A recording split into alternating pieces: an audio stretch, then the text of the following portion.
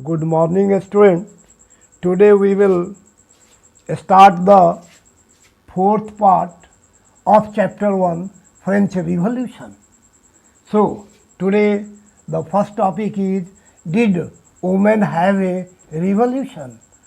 So, dear student, as we know, one of their main demands, whose demands? Demands of the women. What was that demand? That women enjoy the same political rights as men. Women were disappointed that the Constitution of 1791 reduced them to passive citizens. Here, what is the meaning of passive citizens? Means active and passive. निष्क्रिय कर दिया गया था through the constitution of 1791.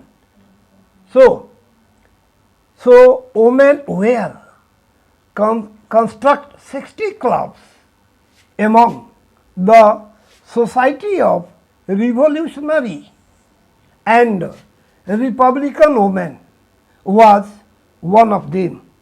Dear student, as we know, so under the revolution in France, there were no any scope of women. So far, the women, they were fought for their own existence, and they think over, we are equal to the equal of man.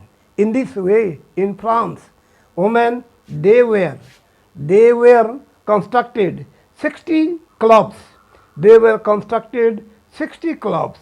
Among these 60 clubs was one of the most important club was the Society of Revolutionary and Republican Women was one of them.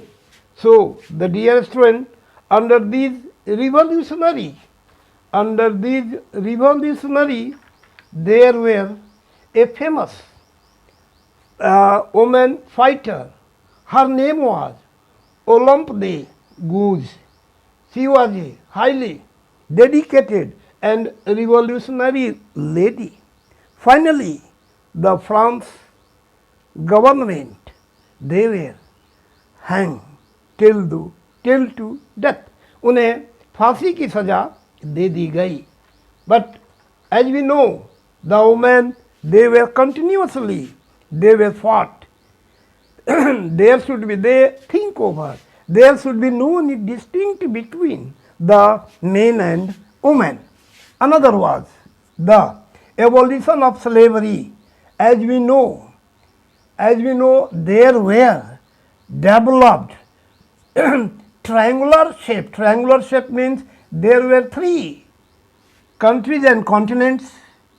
So they were highly engaged in such a slavery system where the Europeans, Africans and Americans, etc., there were the 2 famous seaport.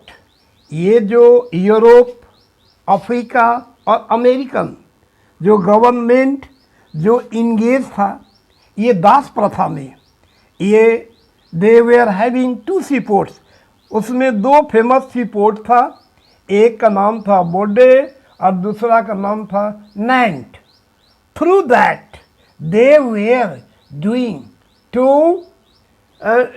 To their business.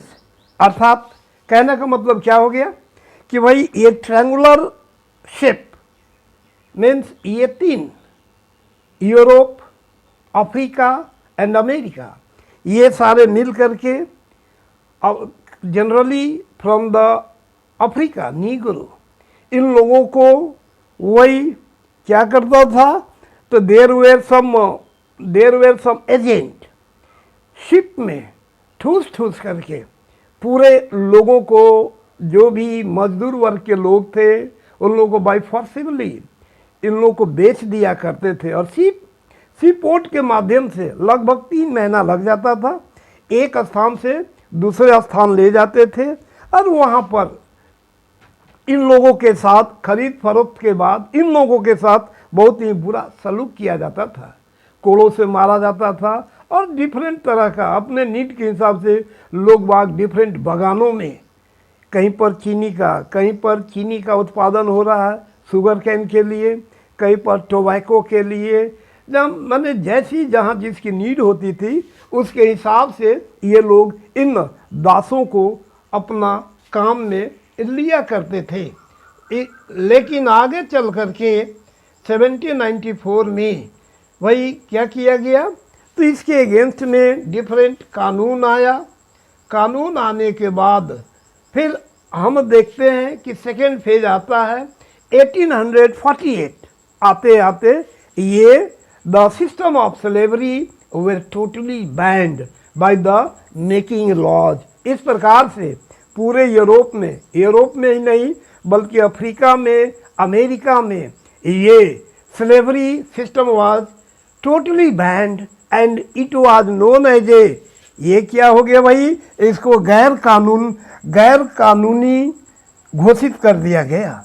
Then the revolution and everyday life, as we know dear students, when we will see about the revolution, then we can say that under revolution there were big role played by the women as well as men.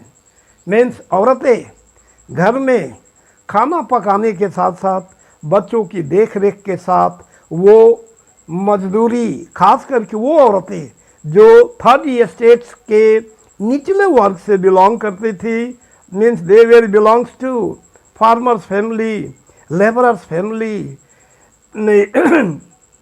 And daily wages workers family, ये लोग क्या करती थी भाई, ये लोग अपना घर संभालती थी। बहुत सारे औरतें ऐसी हुआ करती थी जो दूसरों के घरों में काम किया करती थी। और से इन लोगों ने औरतें बढ़ चढ़ कर के हिस्सा लेने लगी।